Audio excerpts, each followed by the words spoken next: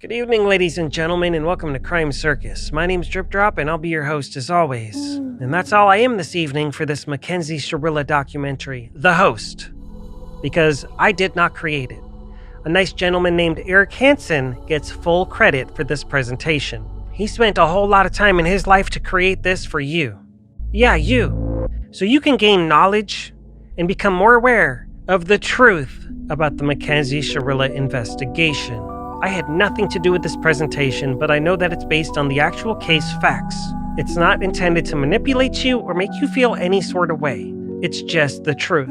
And some of you are going to be in shock with the information that you learn within this video. And you'll be seeing more of me throughout this video in between the chapters. Yeah. It's a 5-chapter video presentation. Rest in peace, Dominic and Davian. May your souls rest in peace. You will never be forgotten here on planet Earth. You will be remembered forever by Mackenzie Shirilla and all of us, too. And we know that you wouldn't want innocent Mackenzie rotting away in a cage.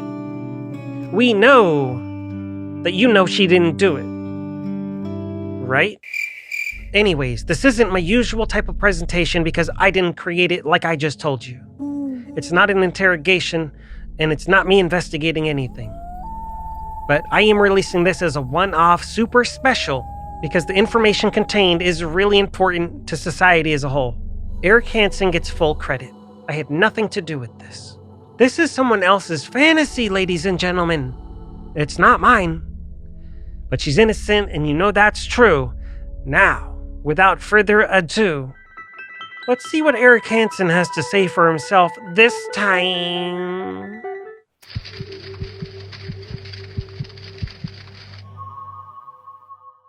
Mackenzie Shirilla, a case of a wrongful conviction. Items of discussion. Introduction. Basic facts of the case. Toxic relationship theory. Altercation on Interstate 71. Video recordings. Route taken. Sudden medical emergency explained. Vehicle design. Post-crash evaluation. Post-crash hospitalization. Lack of remorse theory. Driver's license renewal. Media sensation. Police investigation, concerns and evaluation. Prosecution evaluation. Conclusion. Sources of information. Mackenzie Shirilla is a young woman who, at the age of 19, was convicted in Ohio on charges related to a fatal car crash that claimed the lives of her boyfriend, Dominic Russo, age 20, and friend Davian Flanagan, age 19. Mackenzie was sentenced to 15 years to life due to this crash that occurred on July 31, 2022, when Mackenzie was 17 years old. Much of the case is based upon conjecture and very little evidence. Certainly not enough to warrant a conviction. In this presentation, you will be presented with facts that lend support that this was a wrongful conviction, pure and simple, and an innocent woman now sits in prison for no reason, other than the fact that she was the only survivor of a very terrible and tragic car accident. Part 1. Facts of the case. The crash occurred on July 31, 2022, at approximately 5:35 and 24 seconds a.m. local time in the city of Strongsville, Ohio. The location of the crash was outside of the Plidco building located at 11792 Alameda Drive, Strongsville, Ohio, 44149, adjacent to the intersection of Progress Drive and Alameda Drive. The red dot on the map indicates the approximate location where the vehicle came to rest after impact with the corner of the building as indicated by the orange arrow. The first public safety personnel on scene at the crash arrived at 6:20 a.m., 40+ minutes had passed from the time of the crash. This timeline will be important later. At the time of the crash, the vehicle was traveling in excess of 90 miles per hour. The posted speed limit for the road is 35 miles per hour. According to the onboard Toyota Event Data Recorder, EDR, the accelerator was fully engaged and just prior to impact there was a hard turn to the right. How the turn was made or who made it cannot be determined. Mackenzie Shirilla was found restrained by the seatbelt, but she was partially entrapped by the dashboard of the vehicle. Dominic and Davian were not wearing their seatbelts. There was a video of the crash showing that the vehicle went through the intersection, through a business sign on the front lawn in front of the building, and then crashed into the building itself. Mackenzie Shirilla, Dominic Russo, and Davion Flanagan had just left an overnight gathering of friends. According to the host and other attendees at the party, Mackenzie, Dominic, and Davion were in good spirits and no indications of fighting. In fact, according to one eyewitness, at one point at the party Dominic and Mackenzie were seen cuddling. In a post-crash text message, Mackenzie stated to Christine Russo that she remembered making the turn from Pearl Road to Progress Drive, but claims she blacked out and doesn't remember anything from the crash. Upon arrival of the first public safety personnel, law enforcement officers made a cursory check of all three occupants. They found that Mackenzie was breathing and had a pulse but was unconscious, and both Dominic and Davion were deceased. Mackenzie was restrained by her seatbelt and airbags had deployed, but was found partially buried under the dashboard. She was in a semi-fetal position with her head pointed towards the passenger side of the car and her feet near the driver's side door. She was laying on her right side facing forward. Dominic was found in a face-up position. The front passenger seat was broken. He was laying slightly to the right. Davion was laying on top of the front passenger seat back support in a diagonal type position. His head and upper body was on the passenger side, while his lower body was on the rear driver side. Prosecution believes this crash was an intentional act by Mackenzie Shirilla and she intended to kill Dominic and potentially herself as well. The prosecution alleged that the reasoning behind this theory was that Mackenzie and Dominic had a toxic relationship. The prosecution alleged that Mackenzie intentionally did this by scouting out the area a few days before the crash. The prosecution alleged that Mackenzie showed no remorse for what she had intentionally done. However, you will see these are merely theories and nothing more. Toxic relationship theory. The prosecution alleged that Mackenzie and Dominic had a toxic relationship, however, they failed to provide sufficient details as to why. But the following items need to be pointed out. If the relationship was so toxic and Dominic and the rest of the Russo family were in such a state of fear for Mackenzie, where are the police reports to support this? A records check from law enforcement agencies involved do not show any record of domestic violence, abuse, or disturbances involving Mackenzie and Dominic. If the fear was so strong, it is reasonable to believe that Dominic and his family would have applied for a protection order from a court. The police reports could be supplied to lend credibility to the alleged fear. According to a records search, no protection order was ever issued. The only basis for this toxic relationship theory came from the Russo family themselves, Russo family friend Christopher Martin, a few text messages, and a few people who admitted that they did not like Mackenzie, and they further stated that Mackenzie was not well liked by her high school or the community, although it is not entirely clear as to why. It must be acknowledged that the Russo family was grieving the loss of a family member, and it is only normal to seek justice, even if there is insufficient evidence to prove any wrongdoing. While it is inappropriate to claim that they would lie, it is not out of the realm of possibility for the Russo family to embellish the seriousness of the arguments that Mackenzie and Dominic had. Minor arguments could seem major. Major arguments could be made to seem as if they were life-threatening. We also know that Mackenzie and Dominic had a on and off relationship where they broke up and got back together multiple times.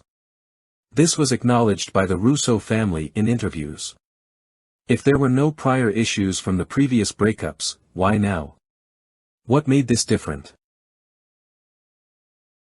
Another item that the prosecution used to support their theory was an alleged, threatening, phone call that Mackenzie made which Dominic recorded on a different phone. The transcript is below. Dom, if you do not open, you think I'm joking. You think I'm joking. I'm dead ass. What do you mean? You know exactly what I mean. You don't even know exactly what I mean. You're gonna come open this door right now, or there's gonna be a serious problem. The issue with this audio recording is no specific threat of bodily harm was ever mentioned, only a serious problem. This statement is overly broad and the problem could have meant any number of potential choices ranging from an empty threat to summoning the police. Additionally, This recording was made when Dominic locked Mackenzie out of the residence she was living in at the time. While Mackenzie was not on a lease, technically, she would be considered a tenant under Ohio law and therefore be entitled to access the property. This permission can be removed by the landlord/homeowner, presumably Dominic or Christine Russo, by providing Mackenzie a 30-day written notice to vacate the property. Additionally, the recording appears to have been made intentionally by Dominic, presumably because he would know how Mackenzie would react, which would be poorly. If this recording was to prove that Dominic was in genuine fear of Mackenzie, then why not just call the police?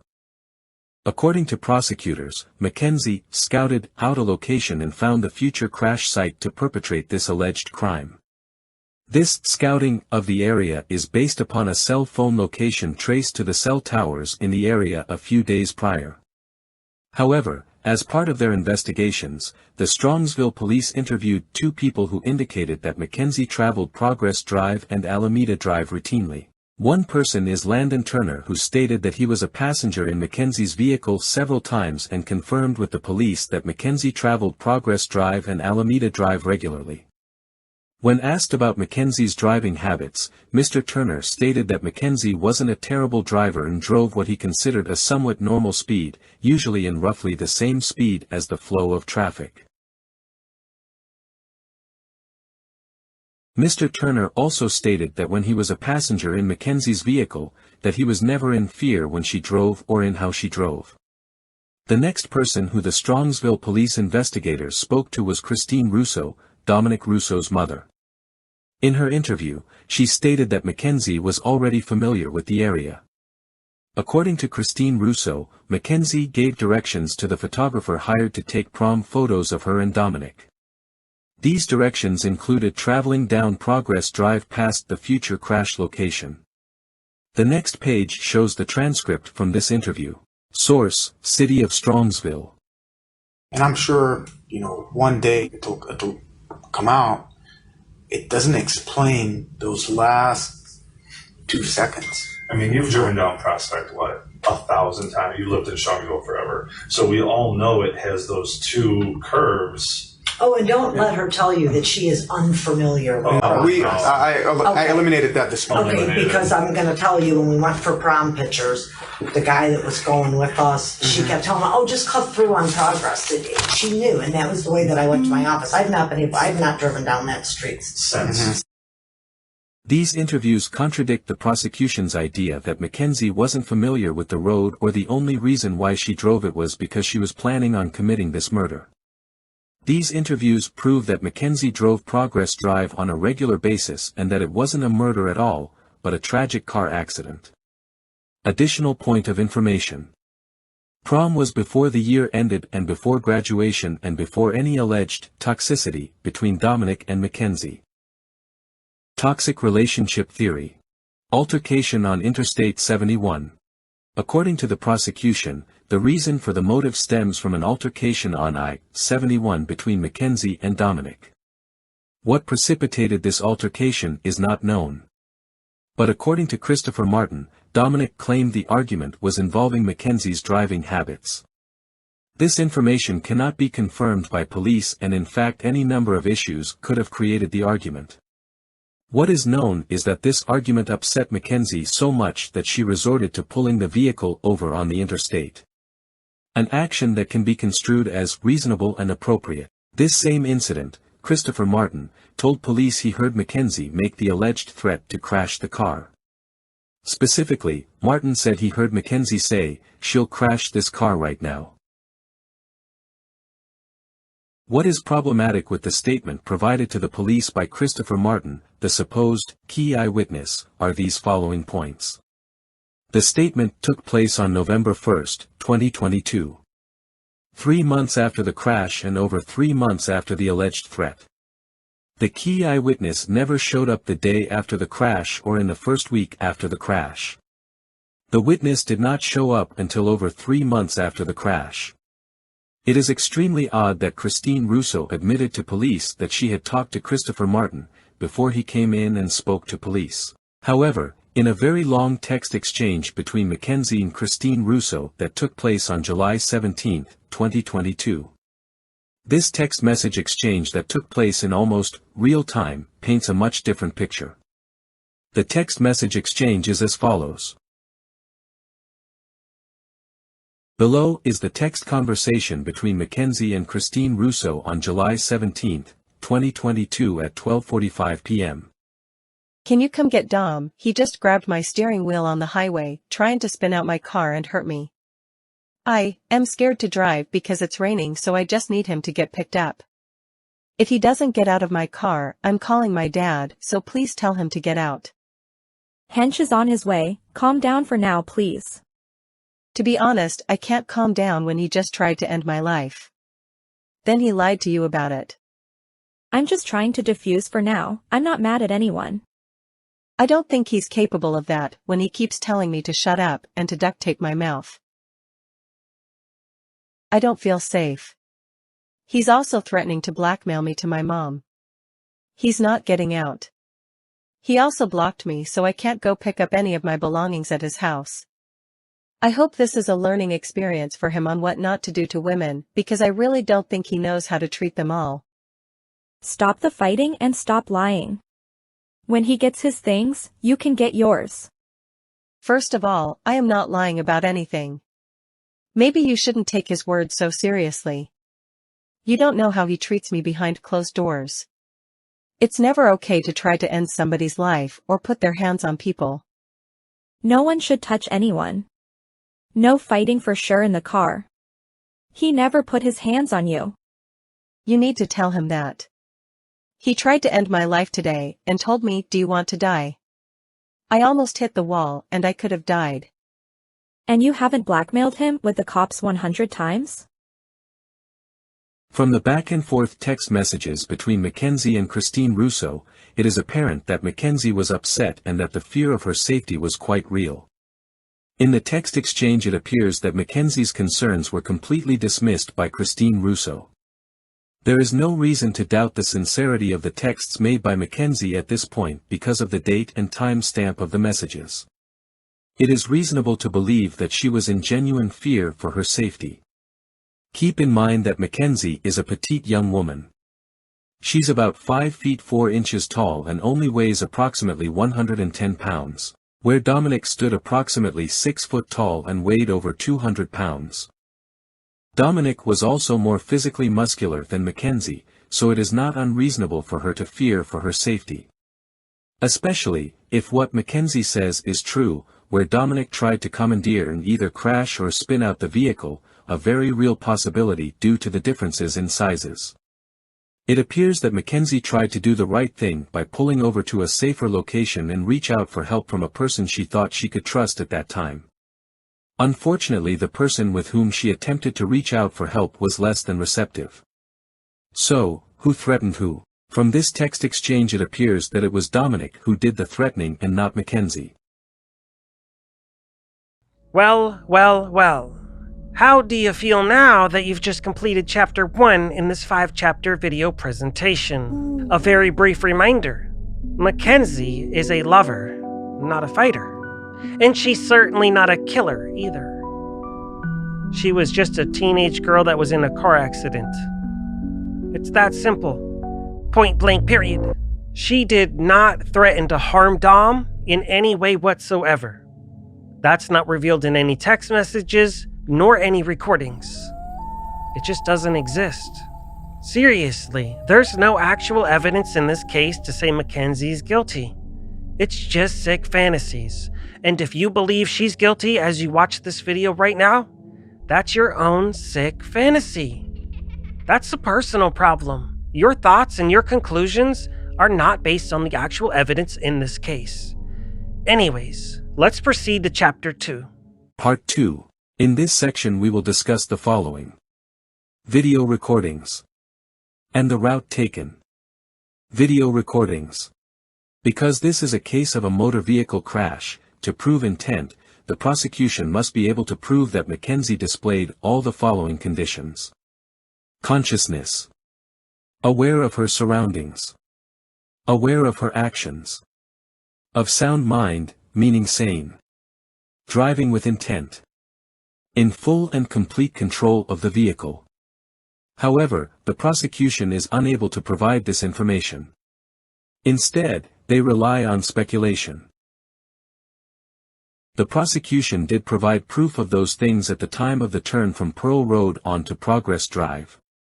However, once the vehicle went out of frame at the intersection of Pearl Road and Progress Drive, their burden of proof is automatically re-established. Thus, the prosecution can only prove the following. Consciousness, at the time of the turn.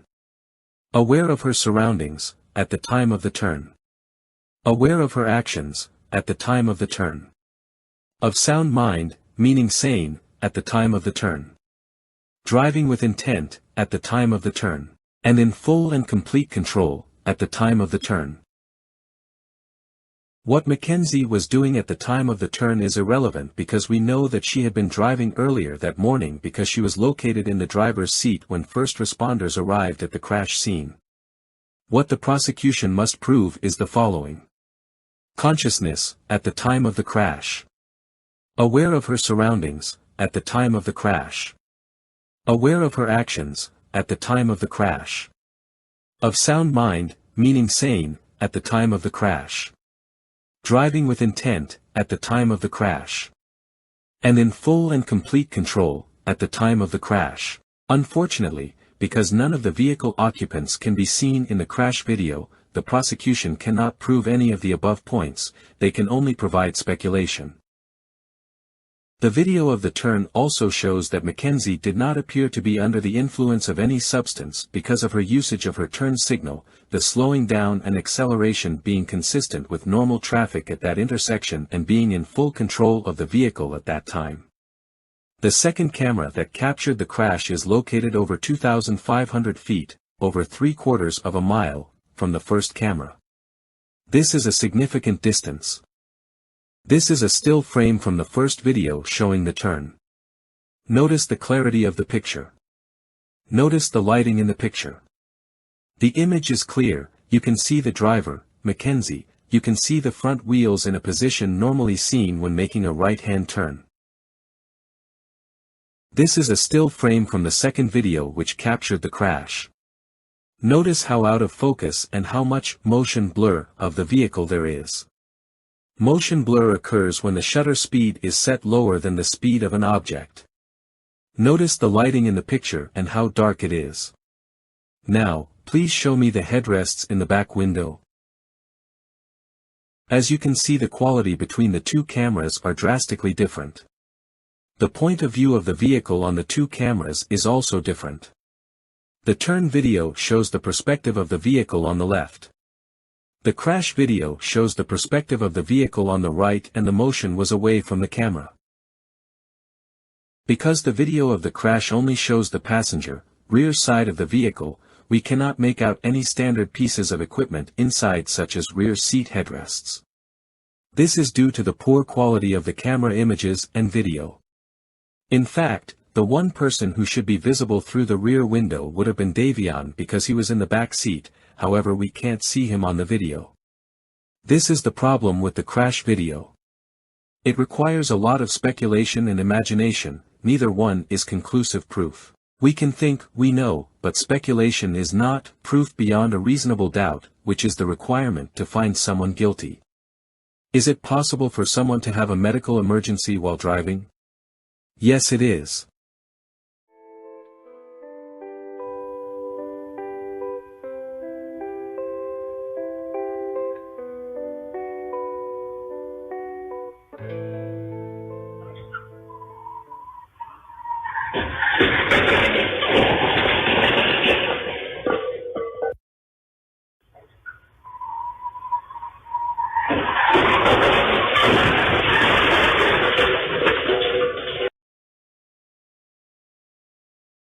After watching the previous video, a question is posed to you, the viewer, to make a determination. Was this crash an intentional act by the driver? Or was it a medical emergency? You will notice in the video, there is a pedestrian on the sidewalk.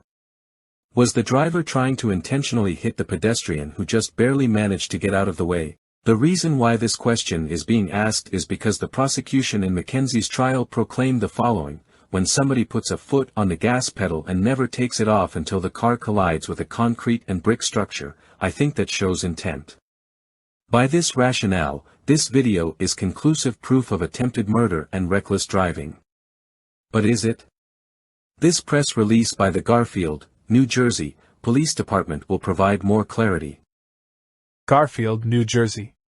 On Monday, August 14, 2023, at approximately 1:45 p.m., Garfield officers were dispatched to Passaic Street by the intersection of Midland Avenue for a 3-car motor vehicle crash.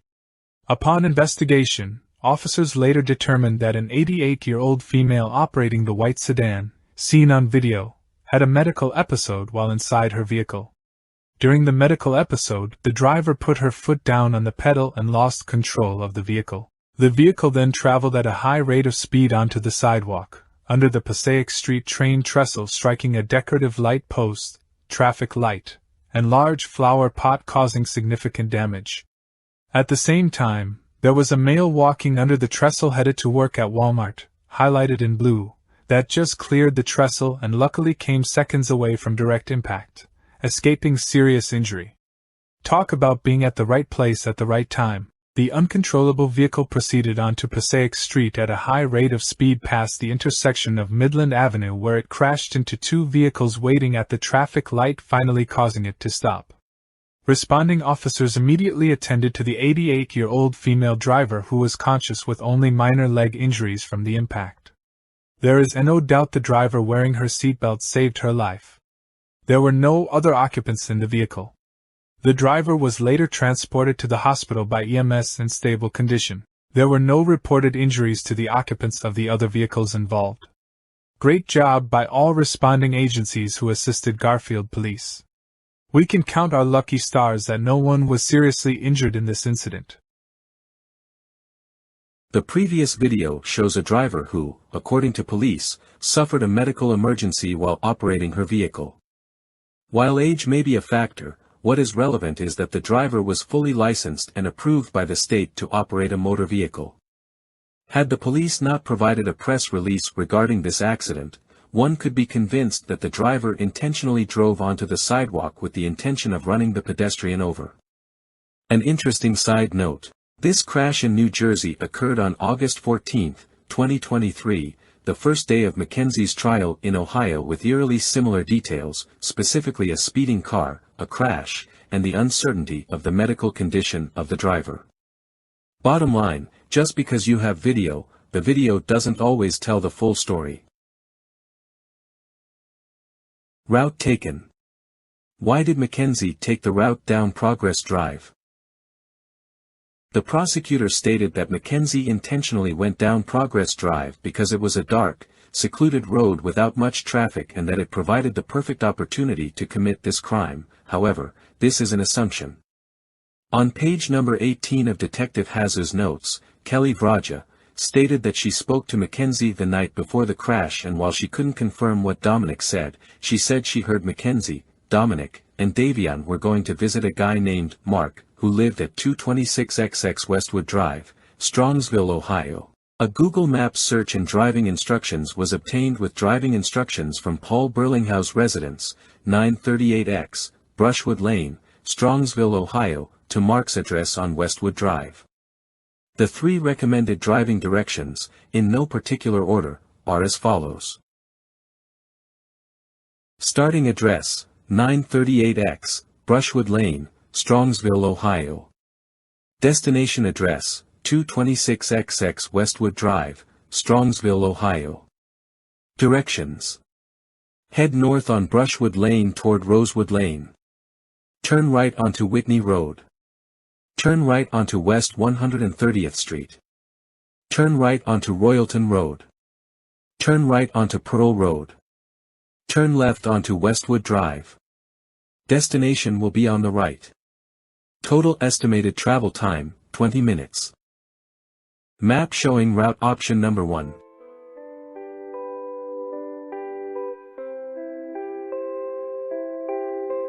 Starting address, 938X, Brushwood Lane, Strongsville, Ohio.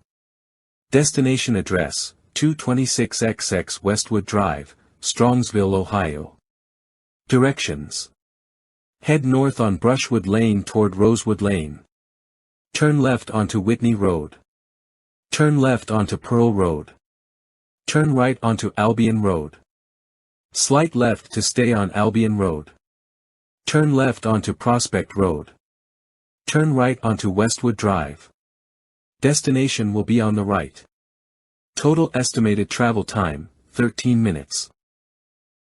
Map showing route option number 2.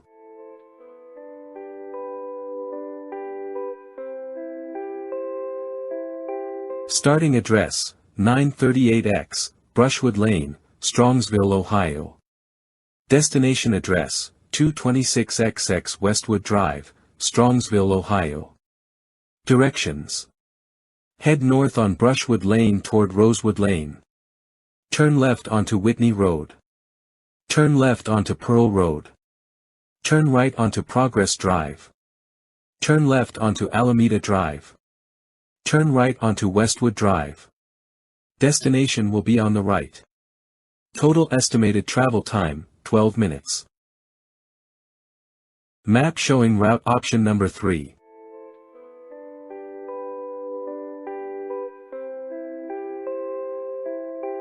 As we can see from the Life 360 application from Davion's phone and Google Maps and the crash location already mentioned in Part 1. Mackenzie drove option number 3. The prosecution also felt that it was unusual for someone to drive down an industrial business park if they didn't have business there, implying that this was pre-planned, but interviews state that Mackenzie was known to frequent the area. We must remember that the Constitution of the United States allows free travel under the Privileges and Immunities Clause, U.S. Constitution, Article 4, Section 2, Clause 1. However, as shown on the next slide, we will see that the crash site, Mackenzie's residence, Dominic's residence, and Mark's residence are all in close proximity to each other, approximately 2.5 miles or less. Red pin denotes crash location. Green pin denotes Mackenzie's residence on Walnut Creek Drive, which is less than 2 miles away from the crash site.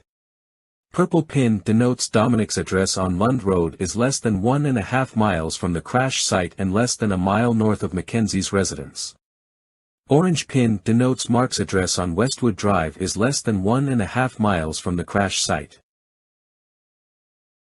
How does following the driving directions that even Google Maps says is a reasonable and viable option prove premeditation? Answer: it doesn't. How does driving in the area a few days earlier when Christine Russo and Landon Turner both told detectives that Mackenzie was already familiar with Progress Drive and Alameda Drive area constitute premeditation? Answer: it doesn't. Is it reasonable that a member of the community would be familiar with various roads within 2 miles of their residence? Answer: yes, it is reasonable. But if this wasn't intentional, what could have caused the crash if that was the case? Perhaps it was due to a sudden and unexpected medical emergency. This concludes Part 2. As you're starting to learn as you watch this presentation, Mackenzie Shirilla is actually one of the most innocent prisoners of all time. And there's a lot of innocent prisoners, and a lot of innocent prisoners have been released. How do you think Kathleen Zellner stays in business? Sadly, there's a lot of wrongful convictions. Stephen Avery, Brendan Dassey, they're both innocent. Franklin Tyrone Tucker, he's innocent. Christian Kit Martin, he's innocent. Zachariah Anderson, innocent. I've caught a lot of flack, grief, and been called a lot of cruel and unusual names for saying Mackenzie Shirilla's innocent. However, most of the innocent prisoners on my list are old men, so stop cyberbullying. Thank you. Now, let's proceed to Chapter 3. Part 3. In this section we will discuss the following. Sudden medical emergency explained. Sudden medical emergency. Mackenzie was diagnosed in November 2017 with a condition called postural orthostatic tachycardia syndrome, POTS. Detectives investigating this case became aware of this diagnosis when they received medical records on August 8 and again on August 12. According to detectives' notes, Mackenzie's diagnosis was not looked into. If the detectives investigating this case had performed their due diligence, they would have learned more about this condition and how it would have been a contributing cause to this automobile crash. However, failure to investigate such matters appears to be what can only be described as intentional ignorance. While not an official name, it can be best described as intentionally ignoring information because it may prove to be problematic to an established narrative or premise. According to the Cleveland Clinic, postural orthostatic tachycardia syndrome is a condition that causes the patient's heart to beat faster than normal, especially when they transition from sitting or lying down to an upright position. It's a type of orthostatic intolerance. Also, the National Library of Medicine states that those who have POTS experience arrhythmias, at a frequency similar to what is seen in patients undergoing primary evaluation for cardiac symptoms such as chest pain, palpitations, and syncope. Why should we care if Mackenzie had POTS which caused her to experience an arrhythmia while driving the car? The reason why is as follows. Had the detectives performed their due diligence regarding the POTS diagnosis, they most likely would have referred to documentation available on the Cleveland Clinic website. What is postural orthostatic tachycardia syndrome, POTS? Postural orthostatic tachycardia syndrome, POTS, is a condition that causes your heart to beat faster than normal when you transition from sitting or lying down to standing up. It's a type of orthostatic intolerance. Each word of postural orthostatic tachycardia syndrome has a meaning. Postural, related to the position of your body. Orthostatic, related to standing upright. Tachycardia, a heart rate over 100 beats per minute. Syndrome, a group of symptoms that happen together. Normally, your body's autonomic nervous system balances your heart rate and blood pressure to keep your blood flowing at a healthy pace, no matter what position your body is in. If you have POTS, your body can't coordinate the balancing act of blood vessel constriction, squeezing, and heart rate response. This means that your body can't keep your blood pressure steady and stable. This causes a variety of symptoms. Each case of POTS is different. People with POTS may see symptoms come and go over a period of years. In most cases, with adjustments in diet, medications, and physical activity, a person with POTS will experience an improvement in their quality of life. Who does POTS affect? The majority of people with POTS are women and people assigned female at birth aged 15 to 50 years. But men and people assigned male at birth can also have POTS. You're at a higher risk of developing POTS after experiencing the following stressors: significant illnesses, such as viral illnesses like mononucleosis or serious infections. Pregnancy. Physical trauma, such as a head injury. Surgery. People who have certain autoimmune conditions, such as Sjogren's syndrome, lupus, and celiac disease, are also more likely to develop POTS. How common is POTS? POTS is common. It affects about 1 to 3 million people in the United States. How does postural orthostatic tachycardia syndrome, POTS, affect my body? Normally, when you stand up, gravity causes about 10% to 15% of your blood to settle in your abdomen, legs and arms. This means that less blood reaches your brain, which can cause brief lightheadedness. If you don't have POTS, this lightheaded feeling doesn't happen often because your leg muscles help pump blood back up to your heart. In addition, your autonomic nervous system turns on a series of rapid responses. To compensate for the lower amount of blood returning to your heart after standing up, your body releases the hormones epinephrine, adrenaline, and norepinephrine. These hormones typically cause your heart to beat a little faster and with more force. Norepinephrine also causes your blood vessels to tighten or constrict. This all results in more blood returning to your heart and brain. People with POTS tend to pool a larger amount of blood in vessels below their heart when they stand. Their body responds by releasing more norepinephrine or epinephrine to try to cause more squeezing of their blood vessels. For several reasons, their blood vessels don't respond normally to these hormones. Because their heart remains able to respond to the norepinephrine and epinephrine, their heart rate often increases. This imbalance causes many possible symptoms, such as dizziness, fainting, and exhaustion. Symptoms and causes. What are the symptoms of POTS? You can develop POTS suddenly or it can develop gradually. Symptoms happen immediately or a few minutes after sitting up or standing. Lying down may relieve some of the symptoms. POTS has several possible symptoms, and they vary from person to person. Symptoms include dizziness or lightheadedness, especially when standing up, during prolonged standing in one position or on long walks. Fainting or near fainting. Forgetfulness and trouble focusing, brain fog. Heart palpitations or racing heart rate. Exhaustion, fatigue. Feeling nervous or anxious.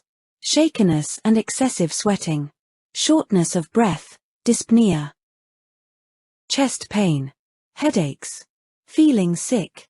Bloating. A pale face and purple discoloration of your hands and feet if they're lower than the level of your heart. Disrupted sleep from chest pain, racing heart rate and excessive sweating during sleep. POTS symptoms often get worse in the following situations. Being in warm environments, such as in a hot bath or shower or on a hot day.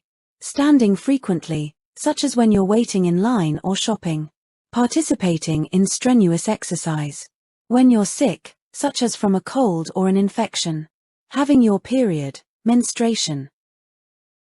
In the previous slides from the Cleveland Clinic, it shows the overview of POTS, and in that one section alone there are two key things that stick out. They are, tachycardia, which is a resting heart rate over 100 beats per minute.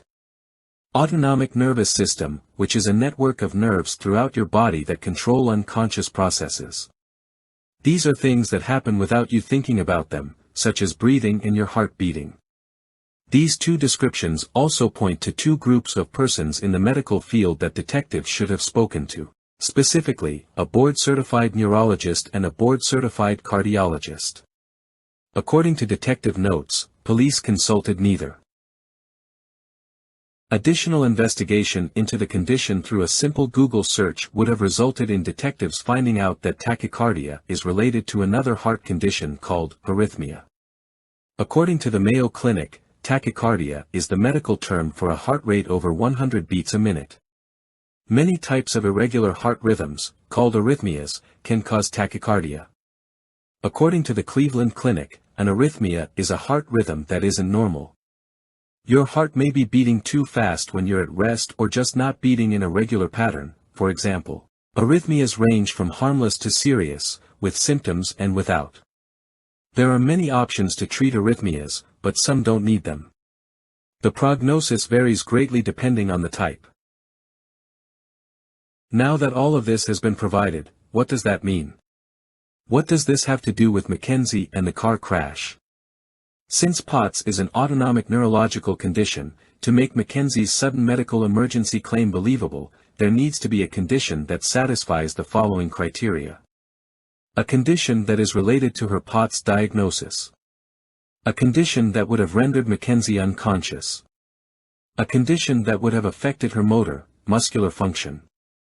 A condition that would have dissipated prior to medical examination. A condition that would be able to explain through medical testimony and/or medical documentation. A condition that could have occurred within the time frame provided, specifically the time from the turn to the time of the crash. Is there a condition that satisfies the above criteria? Short answer is yes, there is. So, what is this mysterious medical condition? Answer, it is called a tonic-clonic seizure, also known as a grand mal seizure. What is a tonic-clonic seizure? The Cleveland Clinic describes the seizure as follows.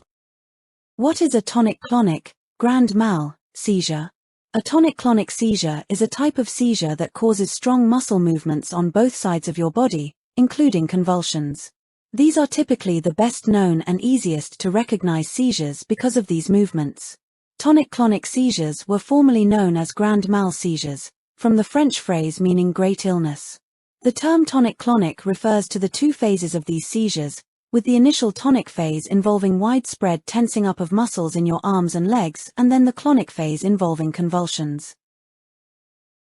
Conditions and circumstances that can lead to tonic-clonic seizures include aneurysms, irregular heart rhythms, arrhythmias, especially when they disrupt blood flow to your brain, brain tumors, including cancer, cerebral hypoxia, lack of oxygen, concussion and traumatic brain injury, degenerative brain diseases like Alzheimer's disease or frontotemporal dementia, drugs and alcohol. This includes prescription medications, recreational drugs, and even caffeine.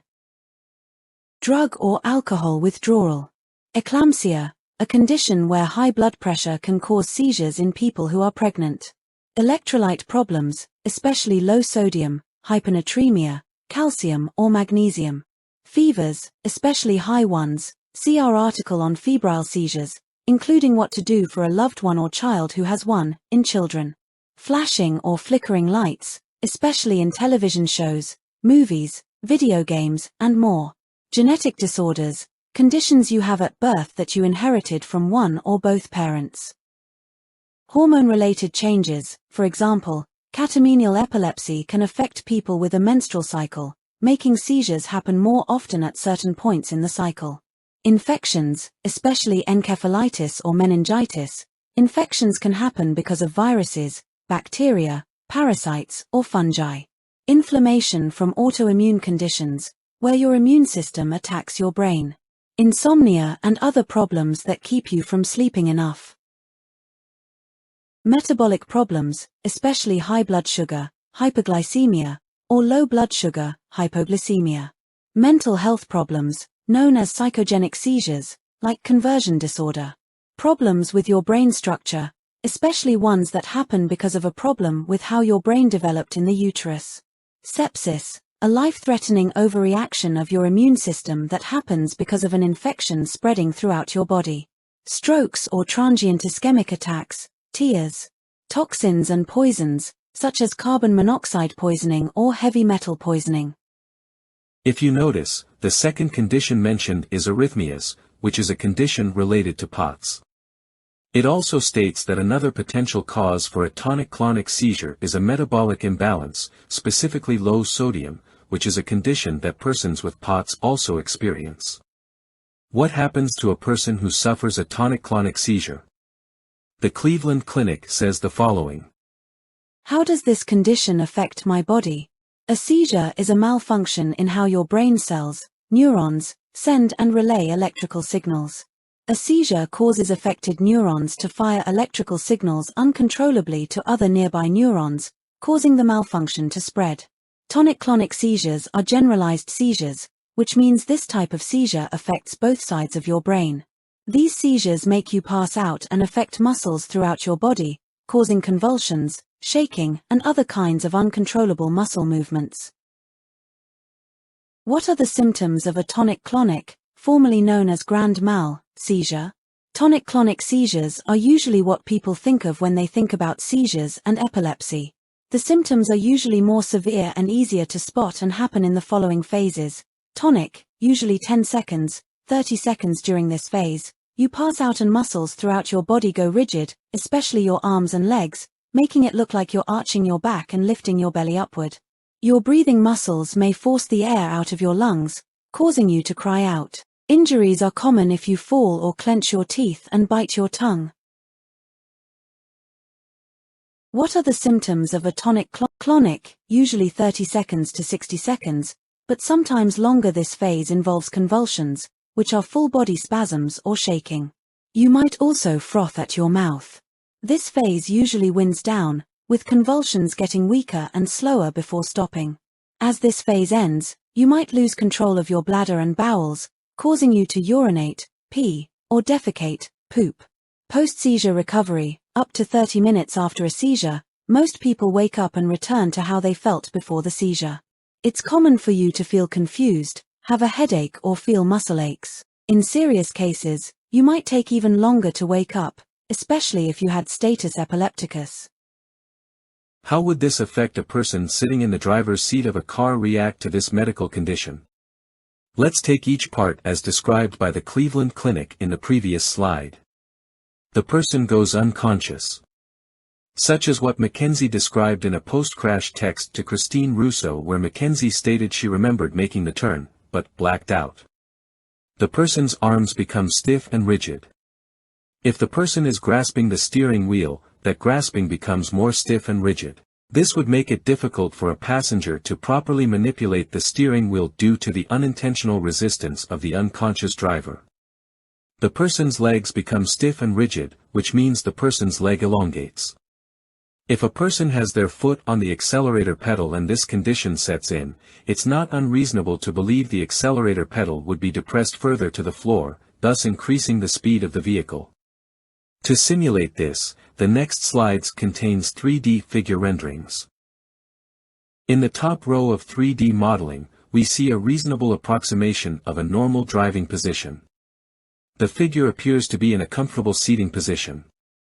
Their hands and arms are in a comfortable position to properly grab and manipulate the steering wheel. The left foot is in a relaxed position with the foot on the floor of the vehicle.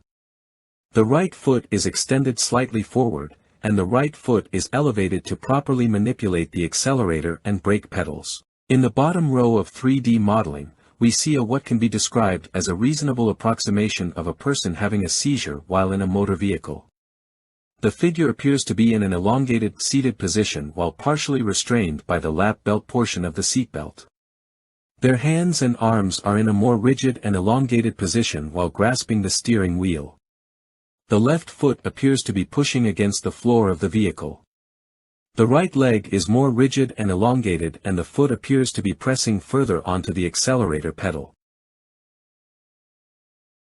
So, is there enough reason to believe that Mackenzie may have experienced a seizure between the time of the turn and the time of the crash, and if so, how? We must consider the time frames of when the vehicle goes off camera in the video where Mackenzie is making the turn to when the vehicle reappears on the camera that captures the crash. According to documentation at 5:34 and 30 seconds a.m., the vehicle makes the turn. According to documentation at 5:35 and 18 seconds a.m. to 5:35 and 22 seconds a.m., the vehicle is in view of the crash camera and crashes into the building. This is a time difference of 48 seconds. According to the documentation from the Cleveland Clinic previously presented, this is enough time for Mackenzie to experience the tonic portion of a tonic-clonic seizure, which can be as short as 10 seconds and as long as 30 to 40 seconds. According to documentation, at 5:35 and 22 seconds a.m. the vehicle crashes and comes to rest. From 5:35 and 23 seconds a.m. to 6:20 a.m. the vehicle is stationary, and we have no idea what is going on at that time. That is a time gap of 44 minutes. Again, according to the Cleveland Clinic, this is more than enough time for Mackenzie to experience the clonic stage of a seizure, which takes about 30 to 90 seconds, and enough time for Mackenzie to go through the post-seizure recovery timeframe of approximately 30 minutes. On the next slide shows a timeline of events. The details above the timeline is confirmed by police. Everything below the timeline is a hypothetical medical emergency. According to medical documentation, it is very possible that this timeline of events is what actually occurred on July 31, 2022. 5:30 a.m., left 938X, Brushwood Lane. Note, the full address is not provided in this presentation due to social media posting guidelines. 5:34 and 30 seconds a.m., video from Progress Drive and Pearl Road. 5:35 and 18 seconds a.m. to 5:35 and 22 seconds a.m., vehicle enters crash video camera and impacts building. 5:35 and 22 seconds a.m. to 6:20 a.m., vehicle at rest. What is occurring inside of the vehicle is unknown. Asterisk note, time corrected to account for the time discrepancy of 4 minutes, 20 seconds.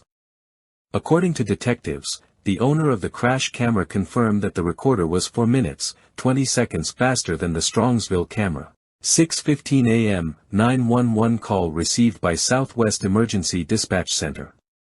6:20 a.m., Strongsville Police Department arrive on scene. 6:26 a.m., Mackenzie begins to regain consciousness. Unable to move due to being trapped in wreckage. 7 a.m., Mackenzie placed in medical helicopter, en route to hospital for care. Hypothetical medical emergency in the timeline. 5:34 and 40 seconds a.m. to 5:35 and 10 seconds a.m., seizure begins, tonic phase. According to the Cleveland Clinic, tonic stage of tonic-clonic seizure lasts between 10 to 30 seconds. It renders the patient unconscious and also affects patient's motor muscular function. 5:35 and 10 seconds a.m. to 5:36 and 10 seconds a.m. seizure continues, moves into clonic phase. According to the Cleveland Clinic, the clonic stage is average of 30 seconds to 60 seconds. 5:36 and 10 seconds a.m. to 6:06 and 10 seconds a.m. post-seizure recovery period. According to the Cleveland Clinic, average time for a patient to recover from a tonic-clonic seizure is up to 30 minutes. Defense has stated that one of the possibilities for the cause of this crash was a sudden and unexpected medical emergency related to Mackenzie's POTS diagnosis. This condition makes Mackenzie susceptible to experiencing seizures. According to the events of the morning and specifically the time of the turn, to the time of the vehicle impact, to when first responders arrived on scene, it is medically possible that Mackenzie did in fact suffer a sudden and unexpected medical emergency, specifically a tonic-clonic seizure. This would make this an unfortunate, but not illegal, fatal automobile accident in accordance with Supreme Court of Ohio case Lehman v. Hanem. Due to the extended length of time of the suspected seizure until medical evaluation of over 40+ minutes, this would explain why there wasn't any apparent seizure activity at the time when first responders were on scene and conducting an initial evaluation. Based upon the time of the video of the turn to the time when first responders arrived on scene, over 44 minutes had passed. Based upon information from the Cleveland Clinic published as far as being considered a normal tonic-clonic seizure, 44 minutes is more than enough time for Mackenzie to have had a seizure and be in a recovery stage by the time medics arrived. Based upon this information, it is appropriate to view this case regarding the Supreme Court of Ohio cases Lehman v. Hanem and Roman v. Estate of Gobo. Lehman v. Hanem. On January 4, 1956, Lehman was driving west on U.S. Route 30 in Stark County, Ohio, while at the same time, Hanem was driving east. While they were passing each other, Hanem crossed the center line of the highway and crashed into Lehman's car, injuring Lehman. Hanem claimed that his car crossed the center line because he lost consciousness due to an unforeseeable cause. The burden of proof rested on Hanem, the driver, to prove that he crossed the line because he became unconscious, so it was impossible to control the car, and that he did not anticipate the unconsciousness. Hanem had a physician that testified supporting his claim of unforeseeable unconsciousness, verifying the burden of proof on his part. Loss of consciousness was a full defense to this negligence. The Supreme Court of Ohio ruled that if Hanem had been conscious up to the point of the collision, he would have been guilty. However, when the driver of an automobile is suddenly stricken by a period of unconsciousness which he has no reason to anticipate and which renders it impossible for him to control the car he is driving, he is not chargeable with negligence. The sudden emergency doctrine was uniformly put in place in Ohio, so that not even a man that killed 2 others while being unconscious at the wheel could be held liable. Roman v. Estate of Gobo. In 1999, Nino Gobo was driving a car in Cleveland. He suddenly hit another car, sped up, swerved, returned to the road, swerved again, and ran over a road sign. He came back to the road only to be driving left of the center and crashed into at least 2 cars coming from the opposite direction. Both Nino and his wife, Frances, who was in the car, were killed by the collision. 2 others were killed as a result of the crash, with several other people injured. 2 of the injured sued the estate of Nino Gobo. Gobo's estate was able to use the sudden medical emergency as a complete defense, as Gobo had suffered from a heart attack just before the incident. During the trial, it was brought up that Gobo had a history of issues of narrowing arteries, which made it hard for him to walk. A doctor testified saying that a person that would have narrowing arteries around the heart would be likely to also have narrowing arteries in the leg. However, the doctor also testified that Gobo should not have been restricted in his driving even though he suffered from a sudden cardiac death which could not have been foreseen. It was also noted in the trial that Gobo had bypass surgery in 1979 and had visited physicians several times due to chest pain in the 80s and 90s. The injured parties argued that because Gobo knew about his medical condition, he should be held liable.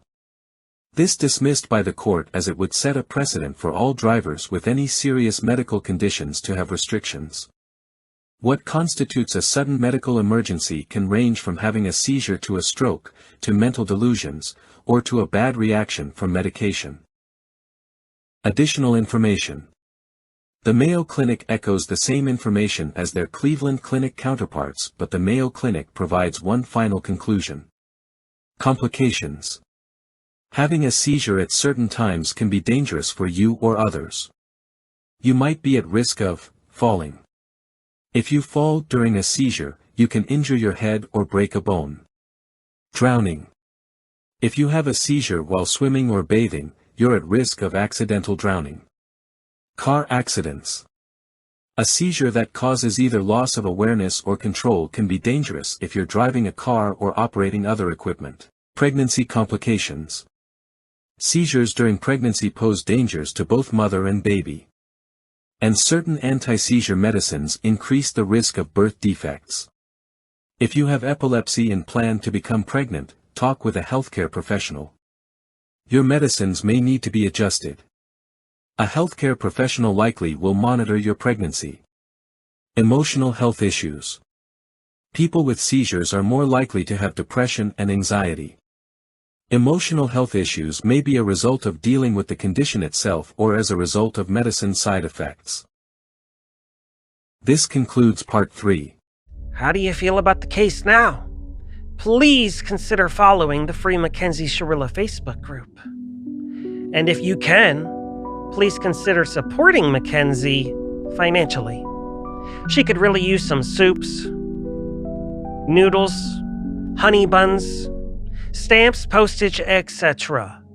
And she could really use some extra money for her appeal because attorneys are super expensive. And if you're watching this video right now, do the right thing. Help support innocent inmates. Let's proceed to Chapter 4. This is Part 4. In this part we will discuss the following: vehicle design and post-crash evaluation. Vehicle design. Mechanical issues, design flaw, or common safety feature overlooked. The vehicle was examined by a qualified vehicle mechanical expert who testified it appeared that the vehicle was in good operating condition prior to the crash. While this evidence seems conclusive, it still does not prove that Mackenzie intentionally caused the crash. It only proves that the vehicle was operating normally. However, looking at photos and video released since the crash, it is interesting that the witness stated this. Considering the engine compartment was severely damaged. How could such a determination be made? The next slide will show a still frame from one of the officer's body camera who responded to the crash. Notice the extent of the damage done to the front end of the vehicle.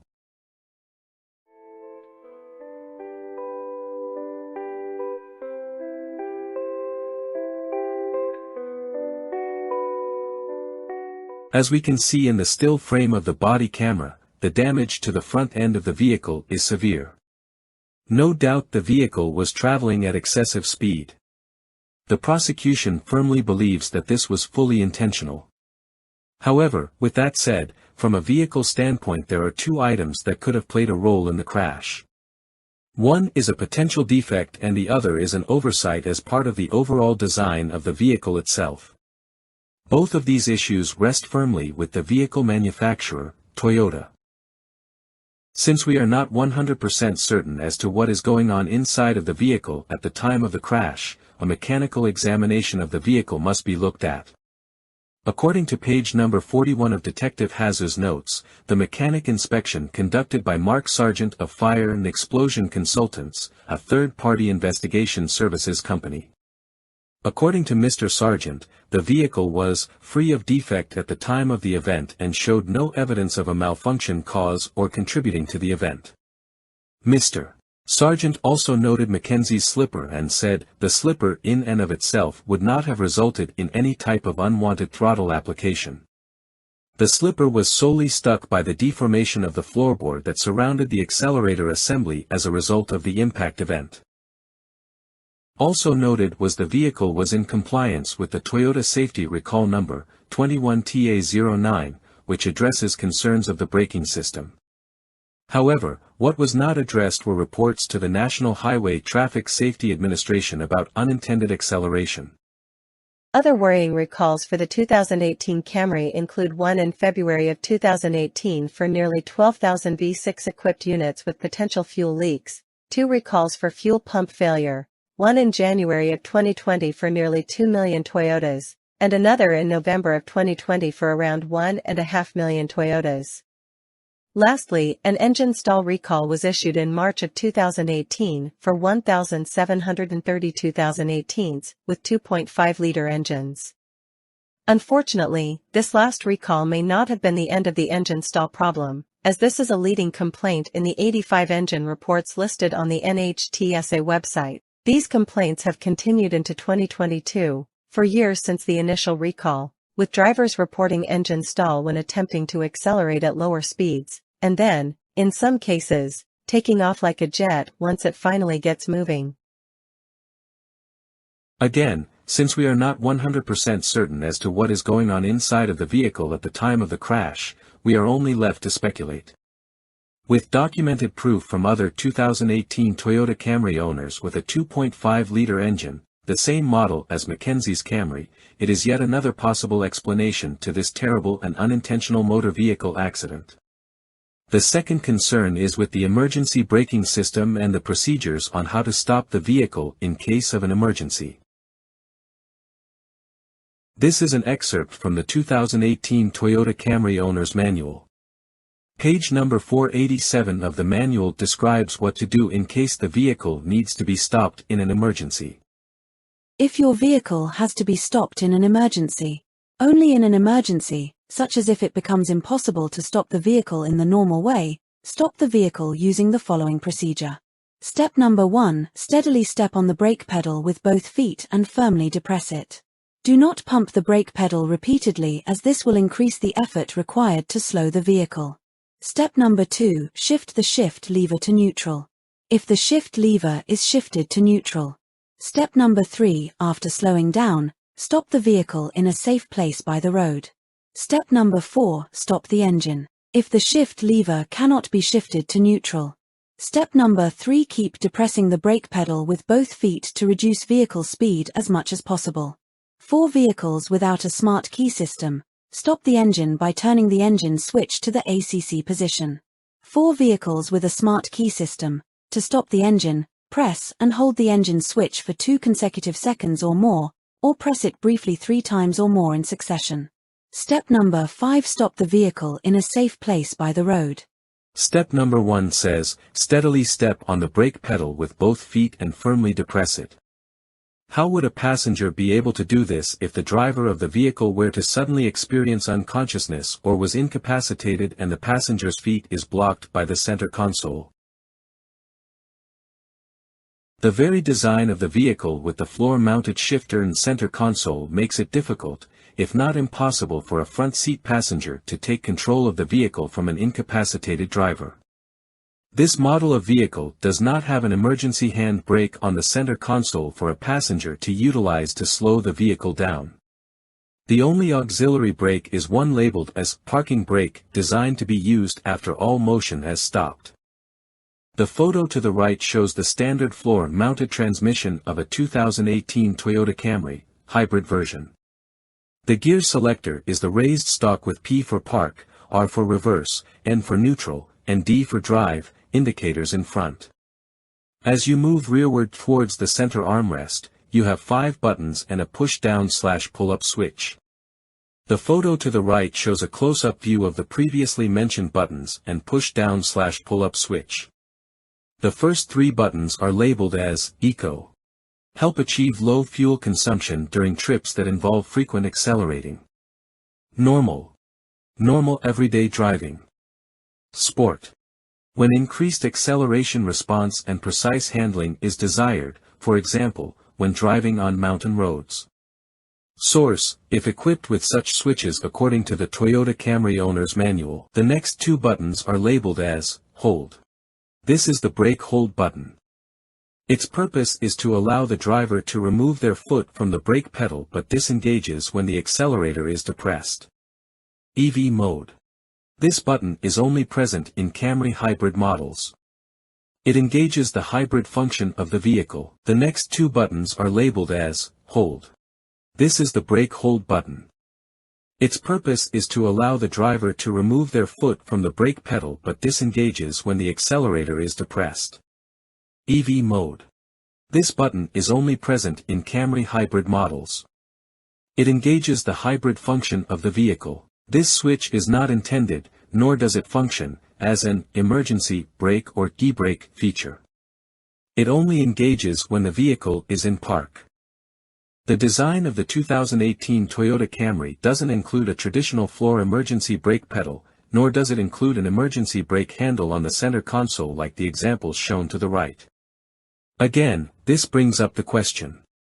In case of a driver's incapacitation, how does a passenger slow the car down when traditional emergency controls are not available? Post-crash evaluation. Upon arrival at the scene, police officers did an initial check and determined that there were 3 occupants in the vehicle: Mackenzie, Dominic, and Davion. Police determined that Mackenzie had a pulse, was breathing, and was unconscious.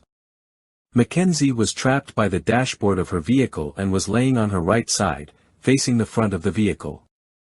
She was still partially secured by her seatbelt. Dominic was located in the front passenger seat, deceased, and was not secure by a seatbelt. Davion was laying in a diagonal position with feet and lower body on the driver's side, rear seat seating area with upper body on the front passenger side. Davion was also not secured by a seatbelt. The next slide shows 2 rudimentary sketches provided by police showing the approximate positions of the 3 occupants. These are 2 basic sketches provided by police showing the positioning of all occupants of the vehicle. If you will note, these sketches were not made at the time of the crash or within a few days following the crash, but 5 months after the crash. It should be noted that in the state of Ohio, it has been mandatory for operator and passengers to be restrained by a seatbelt since May 6, 1986.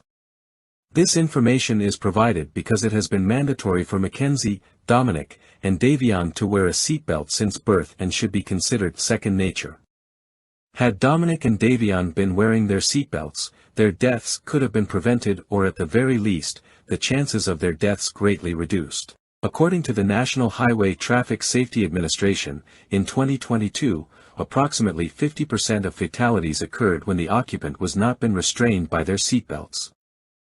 In 2022, 25,420 passenger vehicle occupants were killed. About 50% of those killed were not buckled, based on known seatbelt use. Seat belts saved an estimated 14,955 lives and could have saved an additional 2,549 people if they had been wearing seat belts in 2017 alone. The consequences of not wearing, or improperly wearing, a seat belt are clear. 1. Buckling up helps keep you safe and secure inside your vehicle, whereas not buckling up can result in being totally ejected from the vehicle in a crash, which is almost always deadly. 2. Airbags are not enough to protect you. In fact, the force of an airbag can seriously injure, or even kill you if you're not buckled up. 3. Improperly wearing a seat belt, such as putting the strap below your arm, puts you and your children at risk in a crash. The benefits of buckling up are equally clear. If you buckle up in the front seat of a passenger car, you can reduce your risk of fatal injury by 45%. CASHAPP, 2015. Moderate to critical injury by 50%. If you buckle up in a light truck, you can reduce your risk of fatal injury by 60%. CASHAPP, 2015. Moderate to critical injury by 65%. INSA, 1984.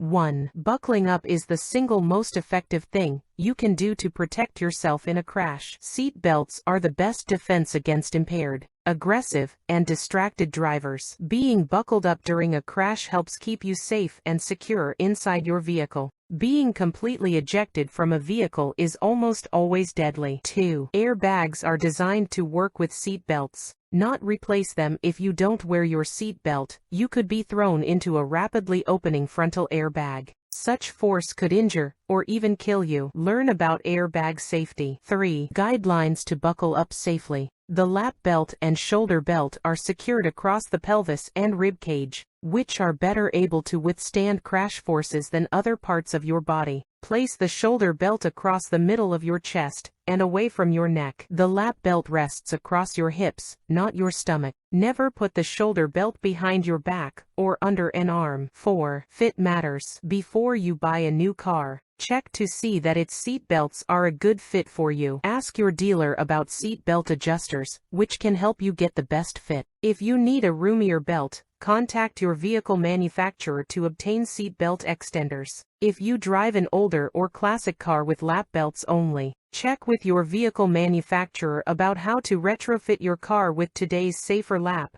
shoulder belts.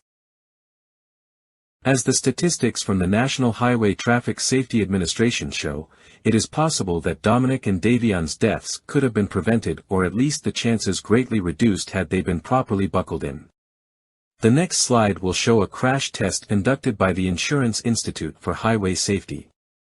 The crash test is a 2018 Toyota Camry, the same make, model, and year as Mackenzie's vehicle.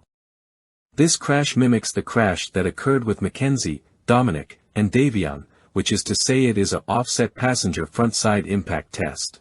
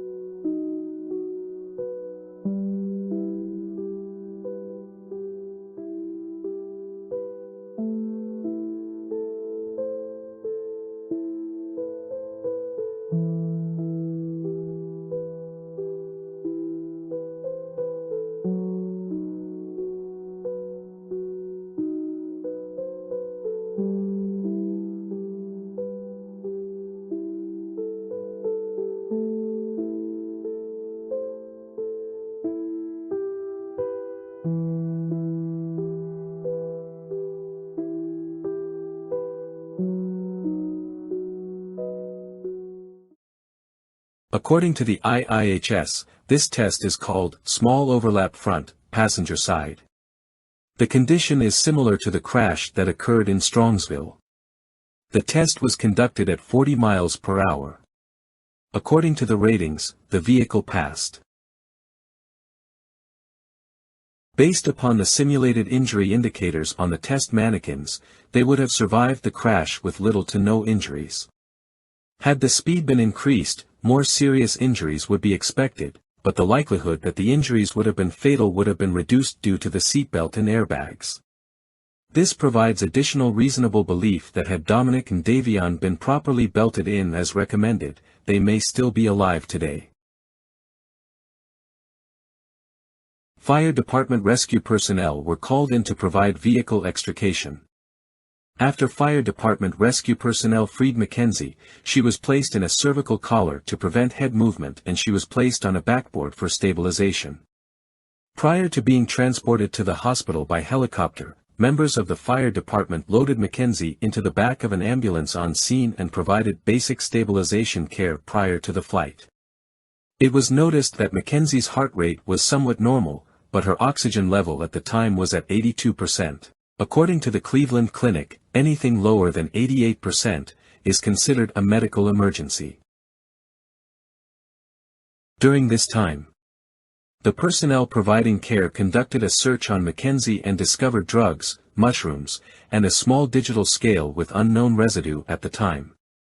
Later tests showed drug residue.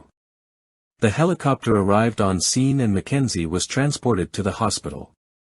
While it is appropriate to state that the driver of a vehicle is responsible for the occupants inside of that vehicle, it really isn't absolute. Examples: parents ensuring that their children ranging in ages of 2 to 12 years old and properly buckled in, versus a 17-year-old, petite female driver versus a 19-year-old male and 20-year-old male who are bigger and stronger. This concludes part 4. Hello? Are you still watching this video? Is anybody out there? If so, let your voice be known. Leave me a comment down below and let me know how you feel about this case. Smash the thumbs up or smash the thumbs down. Let me know. Are you convinced yet? Or not? Because I'm really not trying to sway your opinion one way or the other. What we're witnessing together, I had nothing to do with. Another gentleman made this presentation for you, so you can learn more about this case based on facts. I'm just the host. Anyways, let's just jump right into the next chapter and the final chapter in this video. Part 5. In this part we will discuss the following. Post-crash hospitalization. Lack of remorse theory. Driver's license renewal. Media sensation. Police investigation, concerns and evaluation. Prosecution evaluation. And conclusion. Post-crash hospitalization. Erratic behavior and medical explanation for said behavior. Upon arrival at the hospital, Mackenzie was examined by Dr. Sang, a trauma surgeon. As Mackenzie was examined, medical staff connected her to an electrocardiogram, ECG, also called an EKG, to obtain constant readings of heart rhythm and other vital signs.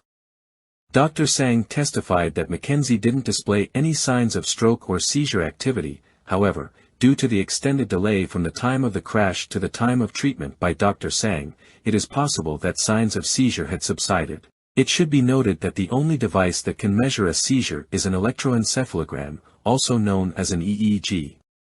According to the Cleveland Clinic, an electroencephalogram is as follows. What is an EEG?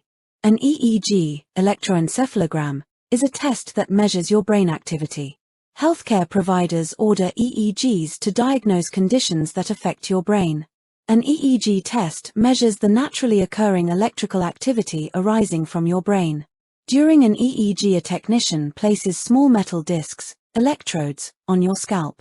The electrodes attach to a machine that monitors the electrical signals that your brain cells, neurons, make to communicate with each other.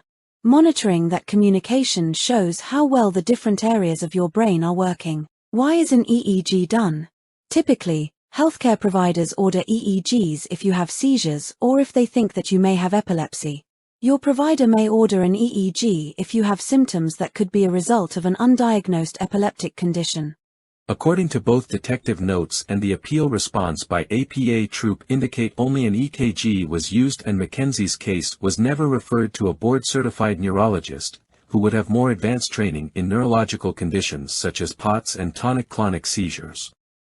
However, according to the Cleveland Clinic, EEGs are not effective in providing a historical record of previous seizure activity. Unlike other medical conditions such as heart attacks or strokes, which leave physical evidence, seizures do not because of the nature of the condition, which is electrical activity in the brain. In fact, if Mackenzie had a seizure in court during the trial, in front of many witnesses, by the time she was seen by a doctor at the emergency room, it's possible that no signs of seizure would be present. According to detective notes, on August 1, 2022, at 9:05 a.m. Detective Hazu and Glover arrived to see Mackenzie. She appeared to be awake and alert. Her neck was in a brace, and her right arm and both legs were bandaged.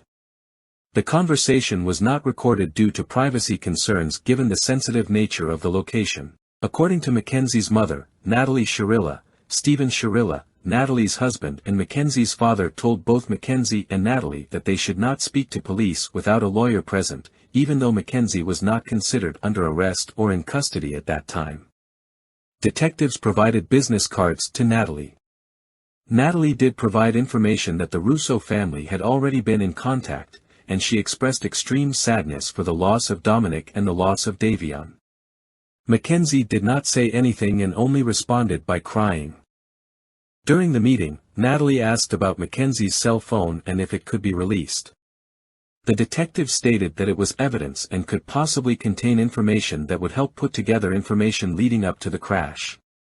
Prior to leaving, detectives indicated that they would like to sit down and interview Mackenzie as soon as she was discharged and with an attorney present if they would like. During a follow-up visit at the hospital a few days later, Detective Hazu was speaking to the Shirilla family, and in the course of that conversation, Mackenzie turned to Detective Hazu and said, "Take my whole license away for like 10 years or something like that." This response may not be a response due to perceived wrongdoing as speculated by police and the prosecution, but it could have indicated that Mackenzie may have recognized that she may have had a yet undiagnosed medical condition that would make it hazardous for her to operate a motor vehicle safely. On August 6, 2022, at approximately 6:50 p.m., hospital security responded to Mackenzie's room where she was being treated because she was being combative. Officers took no action and only stood by. It should be noted that combative in a patient care setting is a loose term for an uncooperative patient. Causes for patients can occur due to fear, or they are in pain. Sometimes patients are combative due to injuries, such as head trauma including concussions, like the one that Mackenzie sustained in the crash. According to detective notes, on August 6, 2022, at approximately 9:30 p.m. Mackenzie was crying, distraught, and even threatening to leave AMA or against medical advice to attend Dominic's funeral. It should be noted that Mackenzie's injuries were so severe, that leaving was next to impossible. Mackenzie couldn't even walk, so how would she leave on her own? Mackenzie's parents and hospital staff calmed her down to the point she agreed not to leave the hospital against medical advice and agreed to attend the funeral virtually via face-to-face video technology, example, Skype. According to police interview with Paul Burlinghouse, when he visited Mackenzie in the hospital, he stated that she was, in his words, devastated at the loss of Dominic.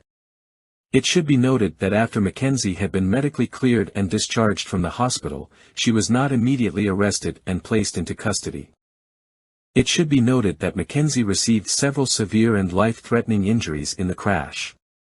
Among the injuries she sustained include fractured C1 vertebra, fractured 8th, 9th, and 10th ribs on her right side, broken right humerus, broken right femur, severe laceration to left knee, multiple lacerations to her liver, slight tear to one of her carotid arteries in her neck. Additionally, when Mackenzie was being stabilized in the ambulance, she had a low blood oxygen level of 82%, which is considered a life-threatening condition. Lack of remorse theory. The prosecution presented evidence of Mackenzie's apparent lack of remorse, which is completely unfounded and not supported by any credible form of mental health professionals and is open to interpretation. In fact, it could be considered a form of bias. Regarding remorse, it is a double-edged sword for Mackenzie. In either way, it heavily favors the prosecution just by making the statements. If Mackenzie demonstrates remorse, it could be interpreted as she is guilty. If Mackenzie does not demonstrate remorse, it could be interpreted as she is cold and calculating, and therefore she is guilty. However, if this is an accident, as Mackenzie and her supporters believe, not demonstrating remorse could also be interpreted as it was an unfortunate accident and she is innocent. With that said, a more appropriate statement would be, did or does Mackenzie demonstrate empathy and sadness to the loss of Dominic and Davion? The answer to that question is yes, she did and continues to do so. Looking at how Mackenzie demonstrated empathy and sadness at the loss of Dominic and Davion can be viewed on her social media postings. One of the first examples of Mackenzie displaying empathy is by her posting on her own Facebook page 2 links to Dominic's and Davion's GoFundMe pages asking her friends and followers to donate to help the families pay for funeral expenses. If Mackenzie was narcissistic as claimed by others online, she wouldn't have mentioned their names. She would have posted her own GoFundMe page asking for financial assistance. Looking at these postings on Mackenzie's social media, it shows that she deeply misses Dominic. Again, if Mackenzie truly hated Dominic or intentionally killed him as the prosecution wants us to believe, Mackenzie would have never mentioned his name again. Instead, what do we see? We see that she mentions things like his birthday, the good time she had at the carnivals, referring to Dominic by a nickname, Nug. And she believed his spirit was with her in the form of lovely sunsets. These are postings of a devastated teenager trying to cope with the reality of a severe loss. Additional proof of lack of remorse came up in the forms of people who obviously disliked Mackenzie as the investigation was ongoing. These people reported to the police communication concerning a potential modeling career. Mackenzie, Natalie Shirilla, and a modeling agency were in communication. The agency, Batali, said in their post. At Kenzie Shirilla, can we use this post on our website and emails? We'll make sure you're credited. Reply to this comment with #community if you do. Natalie Shirilla replied. Thank you for this amazing opportunity. Hello, this is her mother. She would love if you would use that. She's actually been trying to contact you guys for email. It was a tragic accident, and she did not purposely mean put an end to any of her close friends' life. This is just as painful as it is for her as it is for everyone else, or maybe even a little bit more painful. Mackenzie said. Thank you for the comment. I would love to work with you guys. I've been emailing you guys a lot. Such a great opportunity, thank you. Some were outraged by this and forwarded this information to the police. However, the information contained in the message, it appears that this was a continuation of an existing conversation with the agency that started well before the crash. We must remember that this modeling agency reaching out to Mackenzie had no idea what happened. We must also remember that this was a very, very dark time for Mackenzie. When presented with nothing but bad news, it's very easy to slip into a very depressive state. This communication from a modeling agency she had been trying to talk to might have been enough to raise her spirits. While communication after the crash may upset people, the question must be asked. If you could have told Mackenzie what to do, how would you have preferred her to act? Additional proof of lack of remorse came up when Mackenzie attended a concert. Pictures of Mackenzie attending the Moon Man's Landing concert on September 17, 2022, 49 days after the crash. A concert that was attended by over 18,000 people, according to estimates by news reports. It is apparent that Mackenzie did not drive there on her own. She is seen confined to a wheelchair. Another point to consider. Who was at the concert and took such a keen interest in a nondescript teenager in a wheelchair? Was this a private detective? Was this a person with a vested interest in trying to portray Mackenzie in a bad light? Could that be considered stalking? Again, the question must be asked. For those so upset, how should have Mackenzie behaved in the days, weeks, months after the crash? It should be noted that Mackenzie's facial expressions in the photos do not indicate that she is having a good time. From her facial and body language it appears that she is sad, depressed, in pain from her injuries, and bored. In fact, according to her friends, most of her time was spent crying and wishing Dominic was with her. According to her friends and family, this was one of the first times after the crash that Mackenzie was out in public for social reasons. Additionally, because of Mackenzie's injuries, she was unable to drive to the concert and was seen being pushed around by an unidentified person. Finally, Mackenzie at no time was seen dancing or partying. Only present at the concert and listening to music. As Mackenzie continued to heal, she began adjusting to a life without Dominic. Additional information has been made public, including videos that Mackenzie made and had posted to her social media pages. Specifically, a video that says, "I'm just a girl you can die for," and a video that says, "I'm just a girl who can take a lot of drugs and not die." However, what was erroneously left out were the dates and times these two videos were originally posted. The reason why the dates and times were not published is because they were posted at least a year prior to and are completely irrelevant to the crash.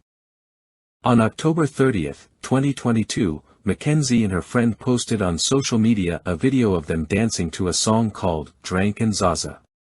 A.P.A. Tim Troop made a grandiose blanket statement saying that these actions show a blatant lack of remorse. However, if Mr. Troop had taken the time necessary to perform due diligence, he would have discovered a few things about that video. The music in the background is by an artist known as Odimeboy. When a check on the website www.cobuzz.com, which is a digital music store and streaming service, Odimeboy is the musical artist's name of Dominic Anthony Russo, Mackenzie's deceased boyfriend. If you will notice, Mackenzie once again refers to Dominic as Nub. Drank and Zaza was a song that Dominic wrote, and this dancing that so many found offensive was in fact Mackenzie's way of trying to remember the good times with Dominic by dancing to his songs. Finally, on the day of her arrest, Mackenzie was wearing a shirt that says, "Oh Dime Boy," her deceased boyfriend's artist name. By dancing to his music, by wearing a shirt with his name on it, it indicates that Mackenzie was still upset by Dominic's passing. The prosecution says this whole thing was intentional because of a toxic relationship. For someone who is supposed to have hated her boyfriend, it seems very odd to be constantly reminded of him and his passing. Wearing his shirts. Wearing a memorial bracelet with Dominic and Davion's names on it. Dancing to the music Dominic made and referring to Dominic as Nub. While others disagree with her post-crash actions, it is not for us to dictate to her on how she is supposed to act and behave at the loss of someone she cared about. Driver's license renewal. Regarding Mackenzie's application for a new driver's license after the crash. According to the Bureau of Motor Vehicles, it is stated that Mackenzie answered no to the following questions on Form BMV 2002. Suffered from a condition that resulted in episodic consciousness or loss of muscular control. Suffered a physical or mental condition that prevented her from exercising reasonable and ordinary control of a motor vehicle. Was chemically dependent on alcohol or a drug of abuse or currently using alcohol or drug or abuse.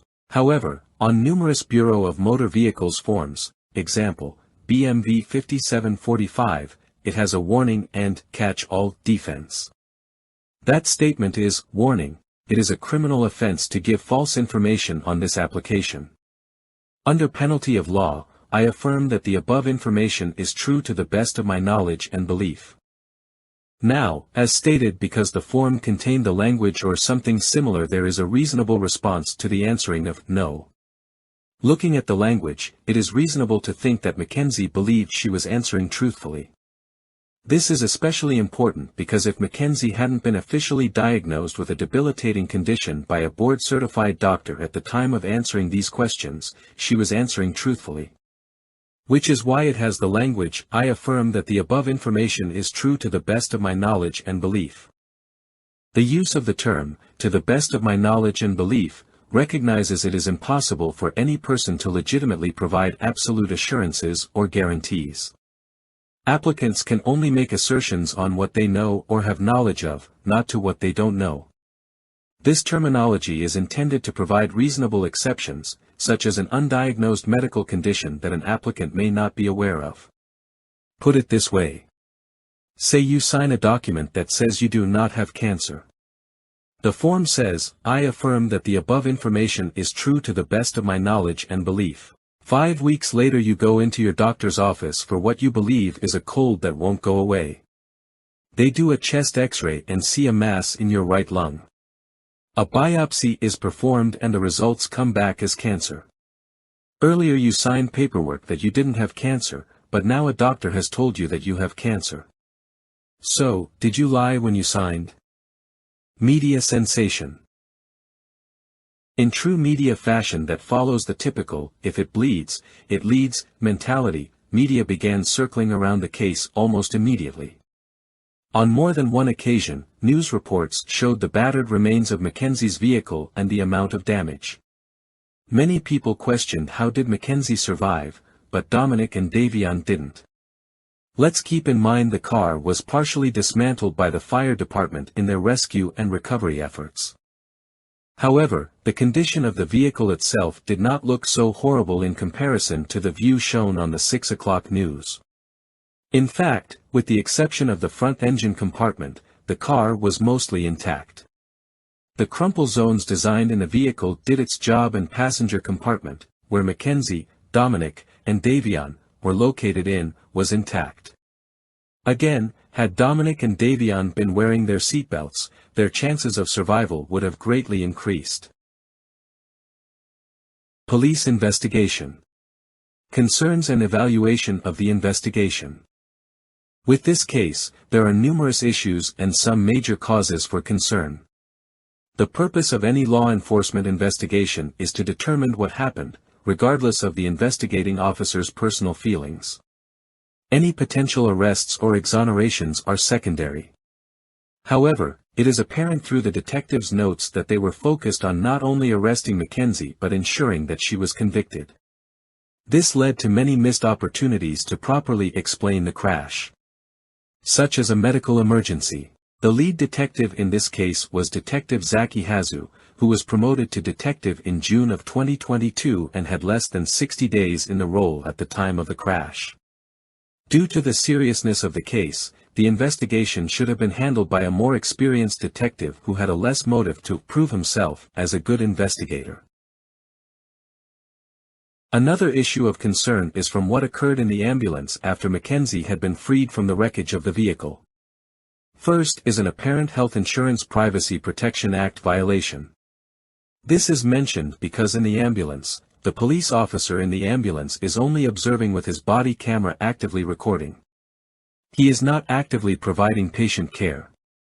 This appears to be a violation of HIPAA because anything of a personal sensitive nature may be said in front of a person who is not authorized to hear such information. United States Health and Human Services view the entire ambulance as a covered entities, which is required to maintain compliance with both the HIPAA privacy rule and HIPAA security rule. Because the body camera was recording, it puts Mackenzie's personal patient information at risk to those who may view that information in the future. Another cause for concern is the fire personnel conducting an invasive search on Mackenzie, which resulted in mushrooms and digital scale being found. While the fire department personnel are not law enforcement, and it can be argued that medical personnel must remove items on a person to conduct potentially life-saving medical care such as CPR or using a defibrillator, or looking for information such as a medical alert bracelet, or prescribed medication such as insulin, it creates a legal gray area. However, in Mackenzie's case, because the law enforcement officer is in the back of the ambulance, it can be argued that medical personnel were under the direction, directly or indirectly, of said officer. In that case, the Terry Frisk rules applies. This sets a dangerous precedent that if an officer feels a person is a suspect of a crime, but is unable to justify a search, then, in theory, that officer could request an ambulance to check the patient, thus circumventing the Terry Frisk requirement. Because Mackenzie was in and out of consciousness and has no memory of what happened, she represented no immediate danger, so a Terry Frisk is unwarranted. Since Mackenzie was not considered under arrest or in custody during her time in the ambulance or on the medical helicopter, the search cannot be considered as a valid search incident to an arrest. Furthermore, Mackenzie was not arrested while in the hospital, or was she arrested when she was discharged from the hospital. Therefore, this search conducted by non-law enforcement personnel should have been considered invalid and inadmissible under the fruit of the poisonous tree doctrine. A person's constitutional rights do not simply disappear because the person is unconscious or in a mind-altered state such as the one Mackenzie was in while in the back of the ambulance. After the crash, detectives were notified on 2 separate occasions of Mackenzie's previous POTS diagnosis, yet performed zero research into the subject. Based upon the detectives' notes, the detectives did not consult with any board-certified neurologist regarding Mackenzie's POTS diagnosis. Police could have obtained a court order so as to conduct an interview with Mackenzie's neurologist. It appears that this avenue of the investigation was never explored. Additionally, it does not appear that detectives researched this condition or any related conditions on publicly available medical documentation sites such as the Cleveland Clinic, the Mayo Clinic, Johns Hopkins, or the National Institute of Health. Another concern is noted on page number 46 of the detective's notes and his interview with Christine Russo. The concern that is noted is her refusal to give consent to the police in order to search her son's cell phone under attorney-client privilege. Next, I asked Russo for consent to search Dominic's cell phone, which at the time was in police custody. Russo denied consent to search the cell phone, citing confidential communication attorney-client privilege communication with Dominic. I explained to Russo that during the interview with Blair Wallace, he revealed that Dominic had tried to call him via FaceTime around 0300 hours, and that Dominic had texted "I love you" to at least one friend and family members. Russo volunteered to obtain the call log and text message log from Dominic's cell phone from the cell phone's online account My Verizon. Russo added that Dominic was more of a caller than he was a texter. Russo explained her desire to obtain Dominic's phone, citing his online investments, business accounts, and cryptocurrency accounts, which are only accessible via the respective applications installed on his cell phone. According to Russo, Dominic was in the music recording business. I told Russo that I will convey her request to obtain Dominic's phone to A.K.A. Troop to decide. This is extremely disturbing and further hampers a proper police investigation. The phone could have contained other potential information. Example, it appeared in the video captured at Pearl Road and Progress Drive that an electronic device, possibly Dominic's cell phone, was on and visible. What was displayed on that device is important to know. Example, perhaps it was a map or directions to Mark's residence on Westwood Drive. Why did the police not simply state to Christine Russo and provide the exact same reasoning they provided to Natalie Shirilla? That reasoning was, they believed it contained digital evidence that could help piece together the events leading up to the crash, and that the police would seek judicial approval to collect the necessary data. Eventually Christine Russo did allow retrieval of information from Dominic's cell phone, but not in the same manner as information was retrieved from Mackenzie and Davion's cell phones. For data from Dominic's phone, the phone was handled differently. Specifically, the phone was going to be examined and data would be recovered from a third-party law enforcement agency that was otherwise uninvolved in the investigation, specifically the United States Drug Enforcement Agency, Cleveland District Office. Why was this done? Why was it so important that an uninvolved third-party federal law enforcement agency become involved? Was there trust issues and Christine Russo did not trust members of the Strongsville police? Or is it possible that there might have been incriminating evidence and violation of state law which federal law enforcement officers are prohibited from investigating and enforcing? Did the DEA who looked at the phone actually recover all relevant data necessary to the case, or were things missed? We may never know. Another concern was the interview with the key eyewitness, Christopher Martin, who stated in audio recording that he was friends of the Russos because Christine Russo was his attorney on some unrelated legal issues. Mr. Martin was interviewed on November 1, 2022 about the altercation on Interstate 71, which he incorrectly stated was 1 week before the fatal crash. The fatal crash was on July 31, 2022. The altercation on I-71 was on July 17, 2022, which was 2 weeks earlier. 1 week before the fatal crash would have been July 24, 2022. Because of the inconsistent dates, and previous legal issues, his statements are questionable at best and makes him an unreliable witness. Mr. Martin stated that he was with Christine Russo at her residence when Dominic called and asked to be picked up. Mr. Martin stated in his interview that when he was on the road, he told Dominic to tell Mackenzie to pull the vehicle over. However, this is in direct contradiction to what the text messages between Mackenzie and Christine indicate. The text messages from Mackenzie states, "If he, Dominic, doesn't get out of my car, I'm calling my dad, so please tell him to get out." And he's not getting out. Reasonably indicate that Mackenzie had already pulled over onto the shoulder prior to Mr. Martin's arrival.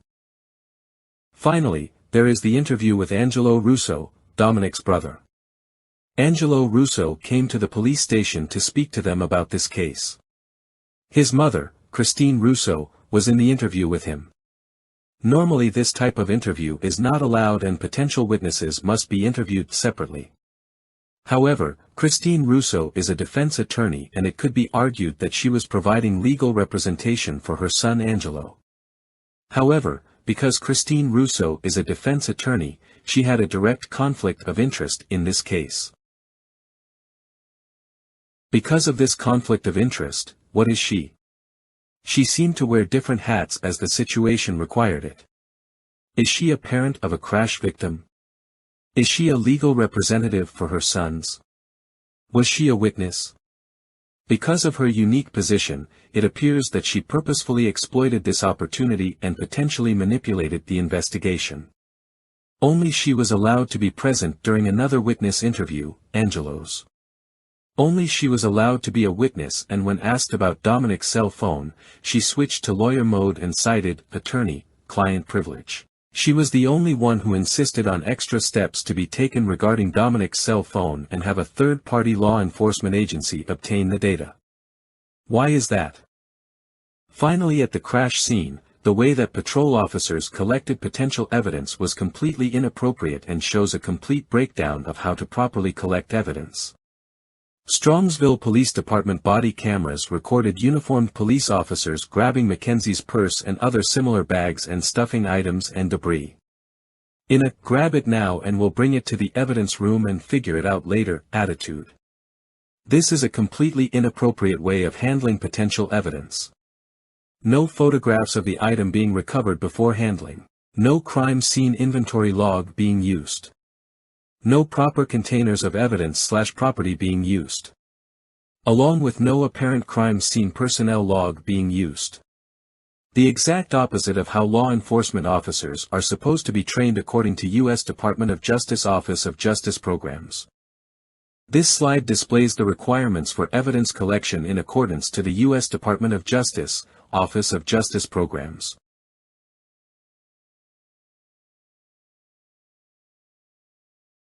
Prosecution evaluation. From the detective notes along with briefs filed by both the prosecution and the defense, it appears the prosecution was fully committed in charging Mackenzie with anything they could. Because Mackenzie was 17 years old at the time of the crash, she had to be first charged as a juvenile, and thus her first appearance was in juvenile court.